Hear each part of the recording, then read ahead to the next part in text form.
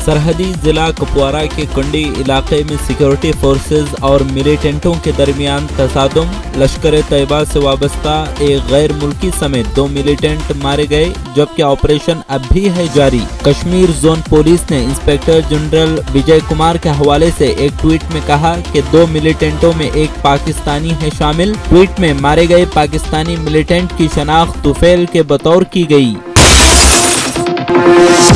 महाराष्ट्र में गुज़िश्ता 24 घंटों में कोरोना वायरस के 1036 नए मामलात आए सामने, जबकि रियासत में शिफायाबी की शरह 98.11% और अमवात की शरह 1.87% है। बुलेटिन के मुताबिक इस वक्त रियासत के मुख्तलिफ अस्पतालों में 7,429 मरीज ज़ेर इलाज। इस दौरान मराठवाड़ा के औरंगाबाद जिला में कोरोना के 6 केसेज आए हैं सामने। राष्ट्रीय स्वयं सेवक संघ आरएसएस के लखनऊ और उन्नाव में वाक़े दफातर को बम से उड़ाने की धमकी। इस सिलसिले में लखनऊ के मुडियाऊं पुलिस स्टेशन में की गई एफआईआर दर्ज। पुलिस फिलहाल मामले की तहकीकात कर रही। व्हाट्सएप के जरिए मिली धमकी में लखनऊ और उन्नाव के नवाबगंज में वाक़े दफातर और कर्नाटक में 4 मकामात हैं शामिल।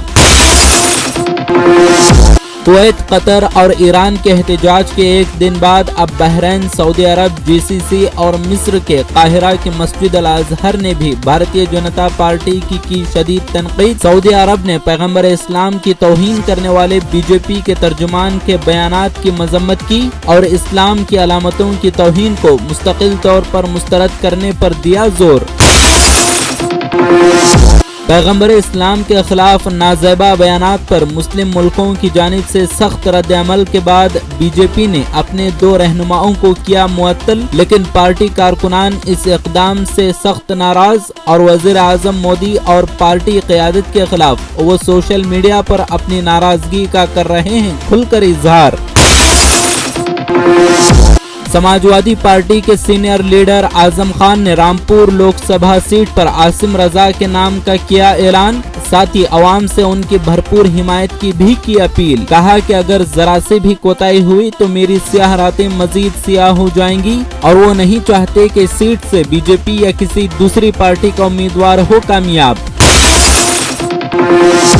मलूना नुपुर शर्मा के खिलाफ बीजेपी की कार्रवाई को ऑल इंडिया मिली काउंसिल ने बताया नाकाफी और कहा कि बीजेपी ने अपनी जिम्मेदारी निभाई, लेकिन असल कार्रवाई इसके खिलाफ एफआईआर का दर्ज होना और इसका गिरफ्तार किया जाना है। साथ ही सवाल किया कि भारत के मुसलमानों और सेकुलर अवाम के एहतजाज पर बीजेपी ने तवज्जो क्यों नहीं दी। अरब ममालिक के दरमियान भारत की शबीह खराब होने के लिए कौन है जिम्मेदार।